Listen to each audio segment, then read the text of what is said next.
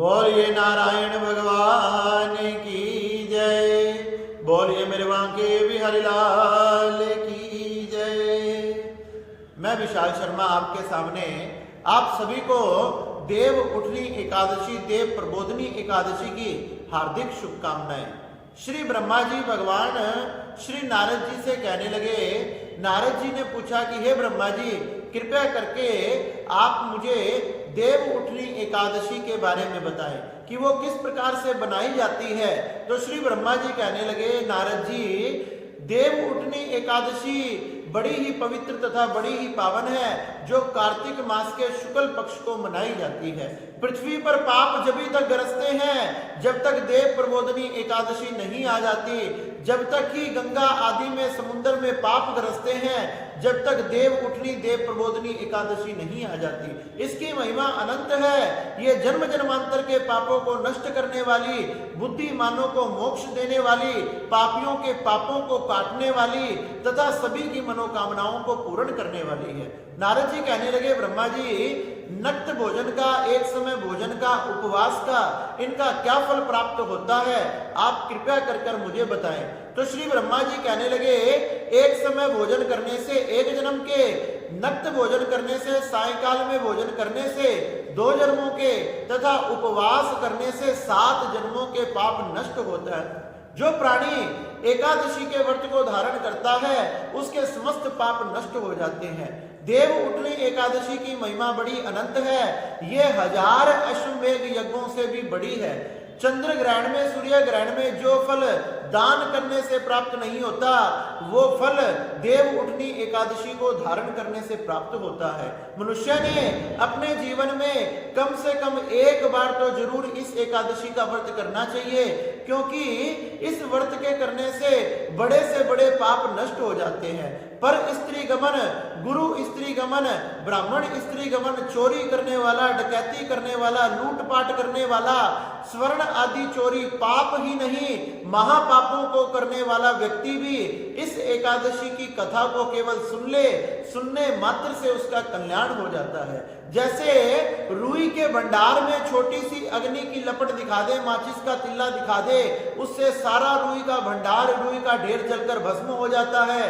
वैसे ही पृथ्वी पर जब देव प्रबोधनी एकादशी, देव उठनी एकादशी आती है तो सभी प्राणियों के जन्म जन्मांतर के पाप नष्ट हो जाते हैं। इस एकादशी को धारण करने से हमारी 10,000 पीढ़ियां तर जाती है, और एक ही पीढ़ी नहीं, हमारे 3-3 कुलों की पीढ़ियां तर जाती है। इस प्रकार से देव उठनी एकादशी को व्यक्ति ने अपने जीवन में अवश्य धारण करना चाहिए। जो फल गोदान से, स्वर्ण दान से, कन्यादान से, इन सब दानों से ही नहीं, महादान करने से भी फल प्राप्त नहीं होता।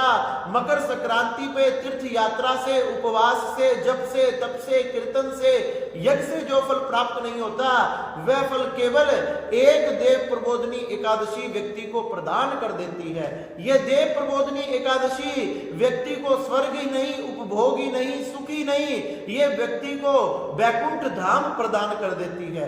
ये भगवान के भगवत चरणों की प्राप्ति कराने वाली है तथा बड़े से बड़े पातकों को, पापों को, महापापों को नष्ट करने वाली है। और तो और ये नीच से नीच योनि का भी उद्धार करने वाली, ब्रह्म राक्षस जैसी, प्रेत योनि जैसी जो हजारों वर्षों की योनियां होती है, ये एकादशी उन योनियों से भी मनुष्य का छुटकारा करवाने वाली है। ये ऐसी एकादशी है जिस एकादशी को व्यक्ति जीवन में केवल एक बार भी धारण कर लिया तो जन्म जन्मांतर में उसने कभी नरक नहीं देखना पड़ता।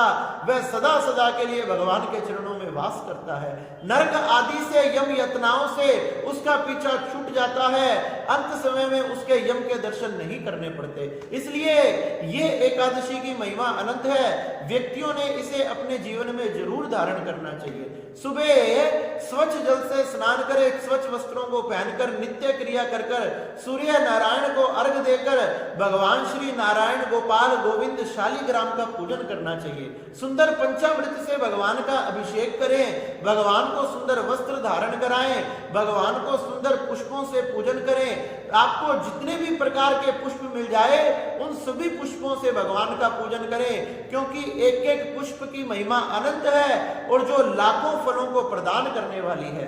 भगवान का तुलसी जल से, तुलसी मंजरी से, आंवले के पत्र से, शमी पत्र से, इन सब वस्तुओं से, इन सब सामग्रियों से भगवान का पूजन करना चाहिए। भगवान का षोडश उपचार से पूजन करें, भगवान की कथा को श्रवण करें और भगवान के मंत्र का जाप करना चाहिए। राधे कृष्ण सीता राम रटना चाहिए या 12 अक्षर मंत्र ओम नमो भगवते वासुदेवाय, इस मंत्र का जाप करना चाहिए। जिस मंत्र का जाप करने ध्रुव ने ध्रुव पद को प्राप्त कर लिया, प्रहलाद ने भगवान को पा लिया, ध्रुव ने भगवान को पा लिया, ऐसे इस 12 अक्षर मंत्र की एकादशी के दिन महिमा अनंत हो जाती है। इस मंत्र का जाप करें, भगवान का कीर्तन करें, भजन करें, क्योंकि एकादशी को जागरण करने से हमारे हजारों जन्मों के पाप जलकर भस्म हो जाते हैं। एकादशी पे जागरण करना, कीर्तन करना, इसकी महिमा अनंत है। इसलिए एकादशी के दिन मनुष्य ने जरूर इस व्रत को धारण करना चाहिए। बताया गया जो मनुष्य इस व्रत को धारण नहीं करता, देवता उसे दंड देते हैं और उसे अनेक प्रकार के दुखों को भोगना पड़ता है। इसलिए ये एकादशी को हमने अवश्य व्रत धारण करना चाहिए, और हम व्रत धारण ना कर सकें तो कम से कम भगवान को नमस्कार, भगवान का कीर्तन, भगवान का जागरण और भगवान की कथा का श्रवण करना, इन सब कार्यों को तो हमने अवश्य करना चाहिए। बताया गया कि इसी तिथि को, कार्तिक मास की शुक्ल पक्ष की एकादशी को ही सभी देवी देवताओं ने शंखासुर से रक्षा के लिए, शंखासुर दैत्य ने चारों तरफ बड़ा अपना पाप फैला रखा था, सबको बड़ा दुखी कर रखा था, उससे रक्षा के लिए सभी देवी देवताओं ने वेदों की रक्षा के लिए इसी तिथि को भगवान नारायण को जगाया था।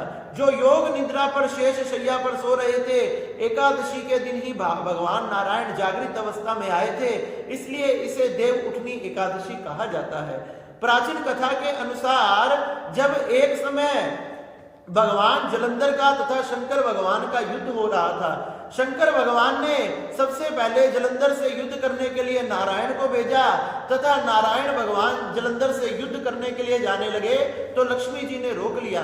लक्ष्मी जी ने कहा कि ये मेरा भाई है, इसलिए आप इसका वध मत करना।